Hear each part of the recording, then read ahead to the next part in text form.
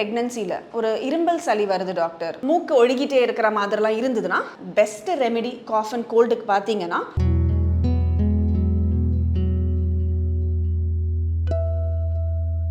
வணக்கம், நான் டாக்டர் மீனாட்சி பாலசுப்ரமணியன், மகப்பேறு மருத்துவர் from Kriya women's clinic Adyar.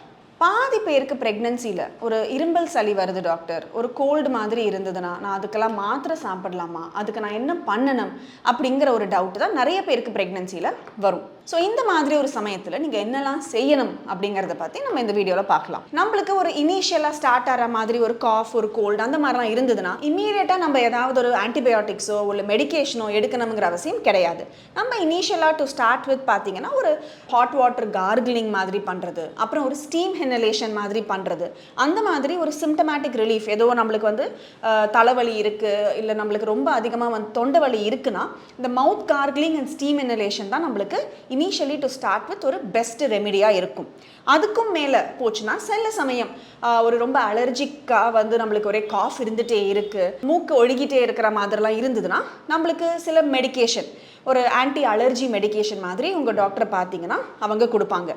மெயினாக காஃப் அண்ட் கோல்டுங்கிறது ஒரு சின்ன வைரல் இன்ஃபெக்ஷன் தானே தவிர நம்மளுக்கு உடனே போய் நிறைய பேர் பார்த்தீங்கன்னா எனக்கு காஃப் இருக்குது, கோல்டு இருக்குன்னு இமீடியட்டாக ஒரு பக்கத்தில் ஃபார்மசியோ இல்லை முன்னாடி நீங்கள் பார்த்த மாதிரி ஏதாவது ஒரு மாத்திரையோ ஒரு ஆன்டிபயோட்டிக்கோ எடுத்து போடணுங்கிற அவசியம் கண்டிப்பாக கிடையாது.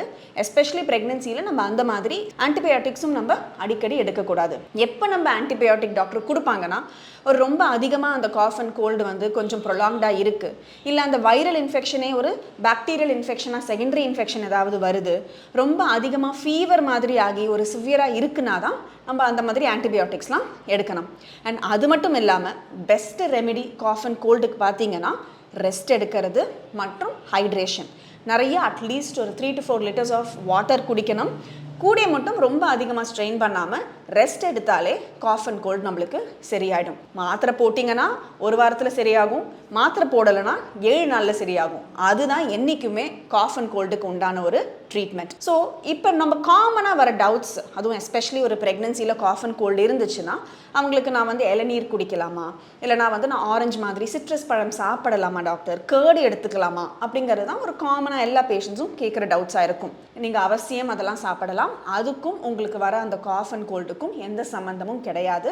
ஆக்சுவலாக நீங்கள் அந்த மாதிரி சிட்ரஸ் ஃப்ரூட்ஸ் எல்லாம் எடுத்தீங்கன்னா உங்களுக்கு விட்டமின் சி அதிகமாகி உங்களோட இம்யூனிட்டி பவர் தான் கூடுமே தவிர காஃபும் கோல்டும் கண்டிப்பாக சிவியராக ஆகாது.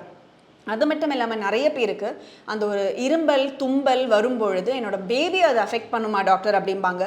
மேக்ஸிமம் பார்த்தீங்கன்னா அந்த ஒரு லேட்டர் ப்ரெக்னன்சியில் சில பேருக்கு அந்த இரும்பல் தும்பலில் ஒரு யூரின் லீக் ஆகி ஒரு டிஸ்கம்ஃபர்ட் கொடுக்குமே தவிர இனிங்க இரும்புறதோ இல்லை தும்புறதுனாலையோ அது பாப்பாவெல்லாம் கண்டிப்பாக அது அஃபெக்ட் பண்ணாது. ஸோ அடிக்குவேட்டாக ரெஸ்ட் எடுங்க, அப்புறம் ஹைட்ரேஷன் பண்ணுங்கள், இல்லை இந்த சின்ன சின்ன இந்த மாதிரியான கார்கிளிங் பண்ணுறது, ஸ்டீம் இன்ஹலேஷன் பண்ணுறது, அதெல்லாம் பண்ணிங்கனாலே கண்டிப்பாக இந்த காஃப் அண்ட் கோல்டை நம்மளால் மேனேஜ் பண்ணிக்க முடியும். அதுக்கும் மேலே தேவைப்பட்டுச்சுன்னா தான் மெடிக்கேஷன்லாம் அவசியமாக இருக்கும்.